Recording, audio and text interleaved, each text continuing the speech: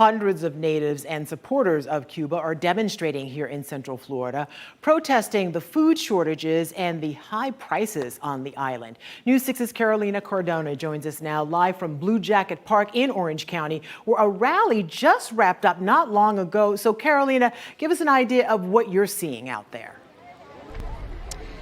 So right now, guys, the rally, as you mentioned, just wrapped up. But just behind me, they're still hanging out, talking amongst themselves. During the rally, that was a little less than an hour because of the weather. We heard from many supporters, one of them saying how she wished that her parents could be here to witness this moment. Unfortunately, they have already passed away. Her parents lived in Cuba. She grew up in Cuba. And they also danced and sang along to a famous song by Cuban artist Willy Chirino, Ya Viene Llegando, which translates to, "It's on its way." What is on its way? Freedom. That is what they are all waiting for right now. This Central Florida Cuban community is tired of the injustice and treatment towards their people, showing their frustration during this rally at Blue Jacket Park in Orlando. The more of these that happen, the better, and we need to keep doing it until the Cuban people are once again able to express themselves like they did yesterday. This means that the desire for a free Cuba is as strong as it ever has been. Marcos Marchena, organizer of the event, is a Cuban native and lawyer in Orlando who left the island 50 years ago. He says the millions of Cubans who took to the streets on Sunday to protest against the communist government is a show of how bad the situation has gotten. We have never really seen just a spontaneous outpouring amount of dissent where people basically just said, I don't care what happens to me.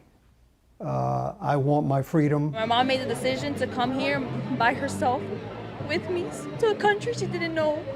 And to see that people are still struggling like that now, and even worse. There's no food, there's no resources, there's no medicine. The hospitals are collapsing. Our people are dying. Earlier today, another rally took place outside a Cuban restaurant.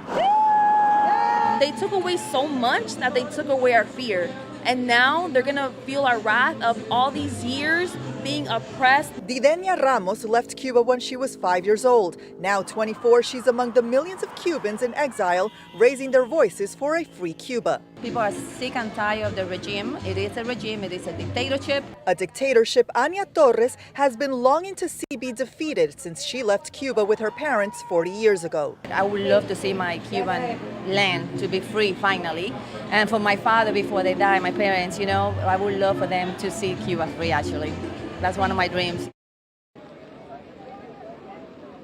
And so this rally wrapped up with words from former state senator Mel Martinez, who hopes that the U.S. government will have a stronger response toward the situation right now going on in Cuba.